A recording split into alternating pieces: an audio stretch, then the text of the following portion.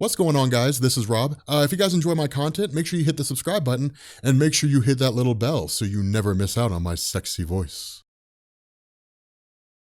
Okay, so we are finally getting into the Sentry series, and initially I plan on doing all 5 issues at once, but there's a lot of explanation to do here, so we cannot do all 5 issues at once.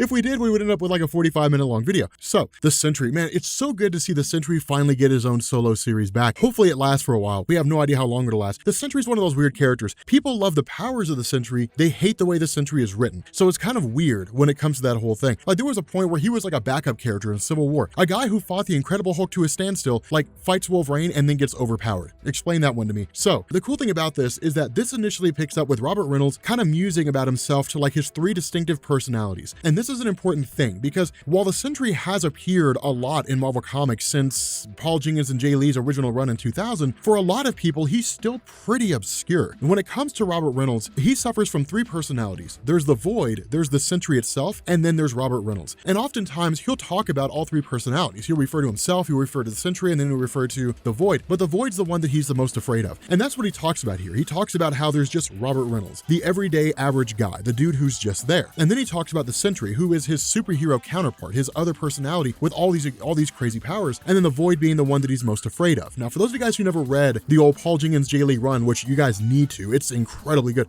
It's almost impossible to get your hands on now. In the original stories, the idea was you had Captain America, who was the first super soldier, and after he was frozen in ice and everybody thought that he died, it was like a mad dash to create new super soldiers. The idea was that there was a professor who was working on a super soldier serum that was 1,000 times more powerful than the one that gave Captain America his abilities. And so when Robert Reynolds took that serum and ingested it, it moved his molecules like ahead, like an instant ahead of the current time stream, which is just Marvel's way of saying like it's our reason for why he can do anything he wants to do. Now, the reason why that explanation was given back in 2000 is because originally the Sentry was presented to Marvel readers as a lost character from the old Stan Lee, Jack Kirby stories, that maybe it was a character they were messing around with and never did anything with, and then now he was recently discovered and his stories are being published. It was actually pretty smart. Nowadays it would never work, but at that point in time when the internet was still fairly new, oh, it was super popular and it worked it tricked me. It worked really well.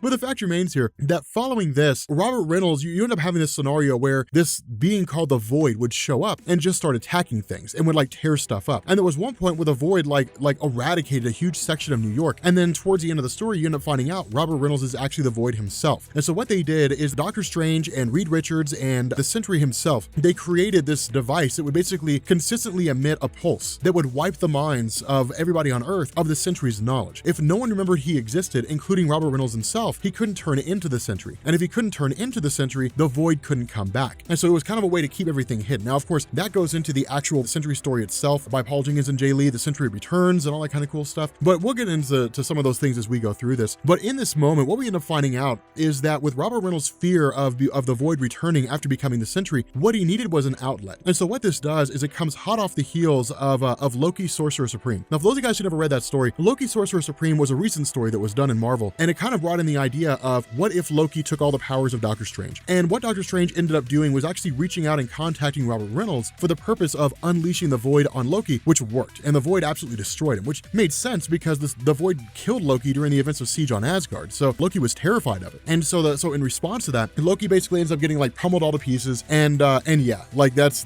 kind of it. Now, following that, the Sentry was there. And so what we end up learning is the Sentry is basically in this kind of other reality, more or less, like this pocket universe that was created for him. We're not told right off the bat that's the case. Instead, we end up having the Sentry picking up with Clock. Now, Clock was the artificial intelligence that Robert Reynolds used. It was kind of like his own version, like his own little robot thing, his own little companion that would follow him around. And what this did is it would basically be like his living autonomous robot that would function according to its own wishes and wants, but would help out Sentry and like give him little bits of advice and different things like that. But with him fighting in the city, we end up finding out that what the Void has done is conjured like these shadow beings, these kind of shadow puppets, and is using them to attack the city. Not only that, the roster of the Sentry has been expanded to bring back Scout, but then also introduce Jenny, Centress, which is a character that's wholly new. We've never seen her before. She's never existed here. Now, Scout, again, kind of, like we said, we jump back to the old Paul Jenkins and Jay Lee thing. Scout was originally the sidekick of the Sentry. He was originally this young kid who would fight alongside Robert Reynolds, and the two of them would do their own thing. Now, there came a point when Scout lost his arm and had to retire because the Void took it. The Void literally like destroyed his arm. And it's kind of this weird little thing. It's kind of a really sad moment, kind of a bittersweet moment when you go and you read the Sentry and then you get towards the end and Scout seems to remember everything. But it's kind of a cool thing because Scout's basically returned fighting alongside the Sentry. You've got Watchdog, which is the Sentry's dog, and then of course Centress, which is Jenny, and it's kind of cool to see this whole thing go down. But with them fighting alongside each other, these puppets are dealt with like quick, fast, and in a hurry. But the Void, like what Clock tells the Sentry is that the Void is at the moon, and the Sentry's response is, well, then we'll go to the moon and we'll fight the Void. But then in turn,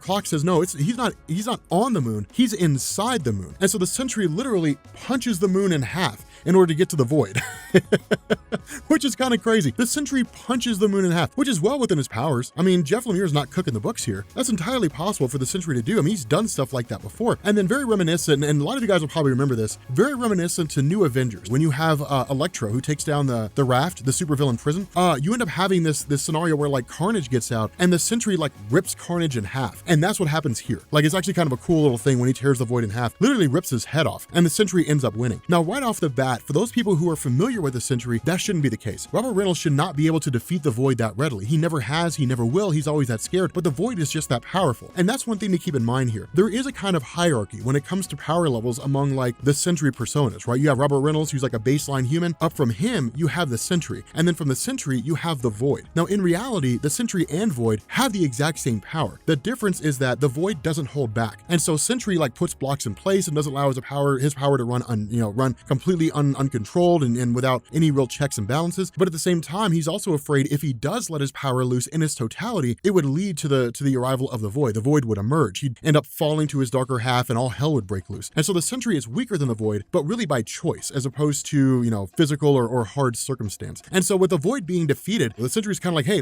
I fixed the moon, everything's gonna go back to normal. And we end up finding out this world basically heals itself. It's a looping pattern. Not only that, you have Scout and you have Watchdog and you have Centress who are watching him go. And it's basically the Sentry saying, I'll be back here in a little while. And so basically this seems to be like an artificial world, because they literally say, well, when you come back, the Void will be back. And he's like, yeah, and we'll defeat him again. That's what we do. But then we jump back into the real world and we end up finding out that what Robert Reynolds has been doing is jumping into this kind of pocket dimension created for him by Doctor Strange. And from the time he leaves until really from the time he leaves that universe, the watch starts, he's got 24 hours in order to be able to jump back in there again. And it's kind of a cool scenario because it's not really something we've seen before. What this does is put on the indication that Robert Reynolds cannot control the Sentry. And again, that's new. Robert Reynolds has always been able to control the Sentry persona. It's the Void he can't control and the Void that he's the most afraid of. But again, with the Sentry comes the Void. And so we end up following Robert as he's literally going through and looking at his watch and keeping track of time, going through his morning routine, all that kind of good stuff. And he ends up working at a diner where of course we have Scout and then we have Jenny. And so Jenny being in that artificial world is just a construct of his imagination. And then in turn, she fights as the Centress, kind of as a sidekick. And so it's kind of crazy because you also end up having Scout, who holds a lot of anger towards Robert Reynolds, which again is something that we're not really used to. Scout's been gone for a long time. So Jeff Lemire's kind of got a clean slate. There's whatever Paul Jenkins and Jay Lee did, and then whatever couple stories he appeared in after that, but nothing was ever really solidified. He's no Captain America, he's not Iron Man or Thor, or I guess Odin's son or anything like that. He's just a character who's there that people that even the most diehard Sentry fans may or may not be aware of. And so when you go into this, he's got 14 hours left in the day. He ends up heading back home only to be intercepted by Misty Knight and a handful of people. Now, Misty Knight is what I call in Marvel Comics a person who free floats. Misty Knight originally made her debut as part of Heroes for Hire back in the old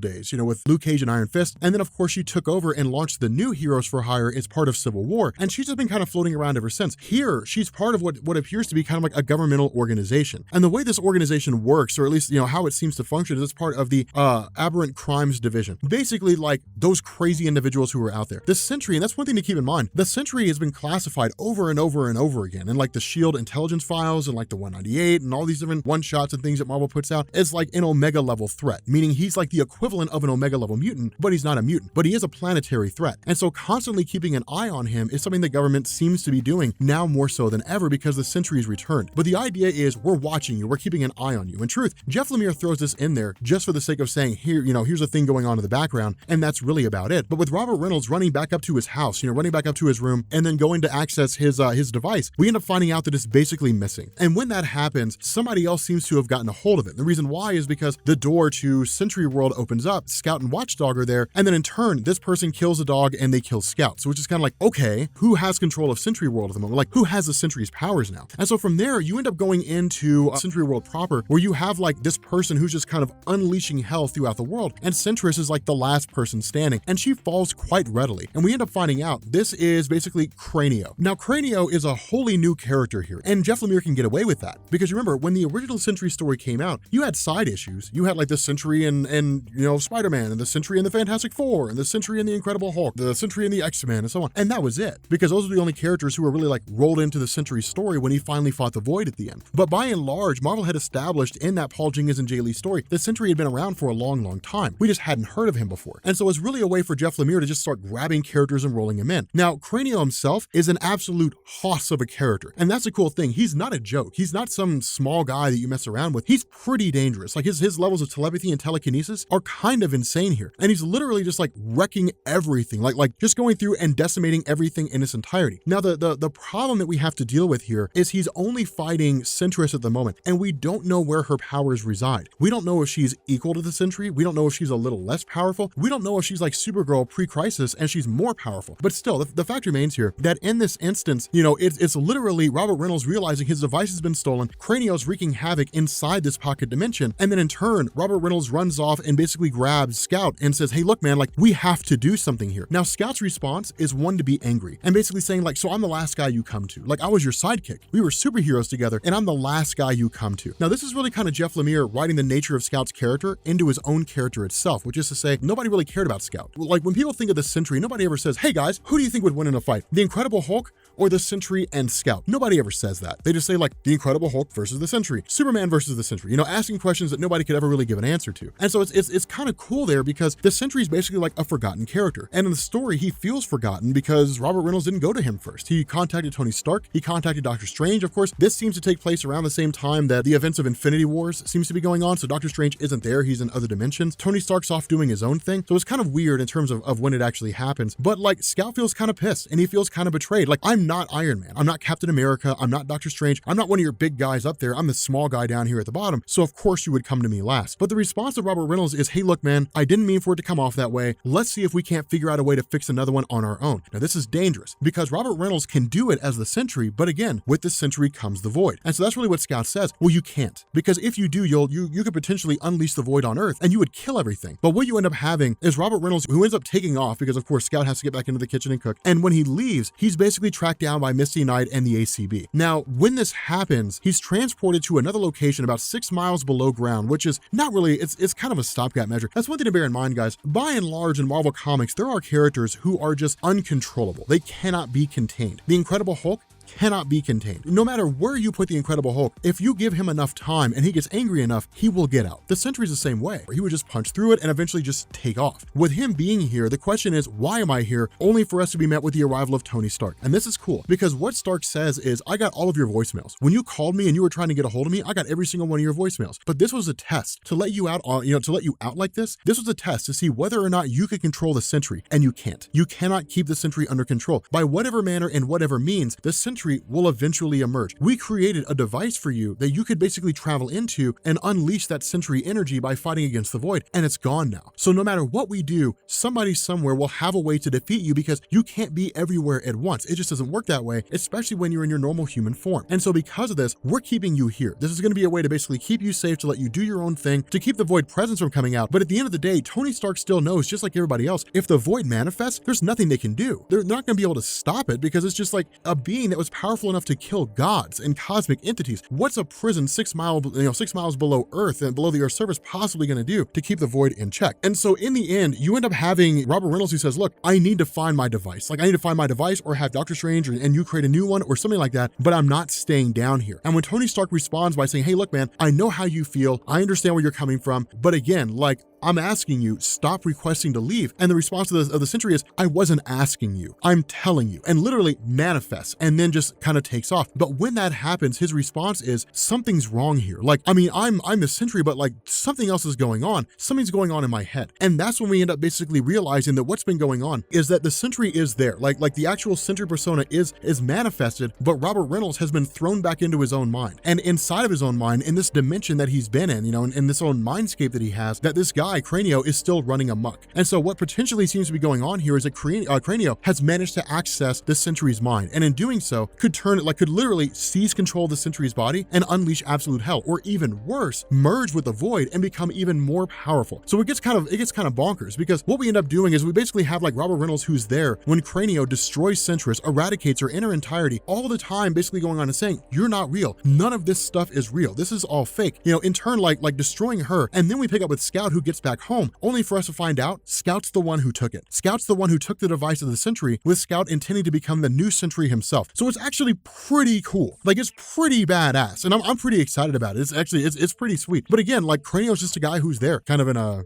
vegetative state. But again, it seems like it's really a way for Scout to kind of access the mind of the Sentry, seize control of it, and then use it for his own whim. How that manifests, of course, we'll have to finish the story in order to find out. But if you are new here to Comics Explained, make sure you guys hit the sub button to become part of the Rob Corps. If you guys enjoyed this video, make sure you drop a like, and yeah, I will catch you all later.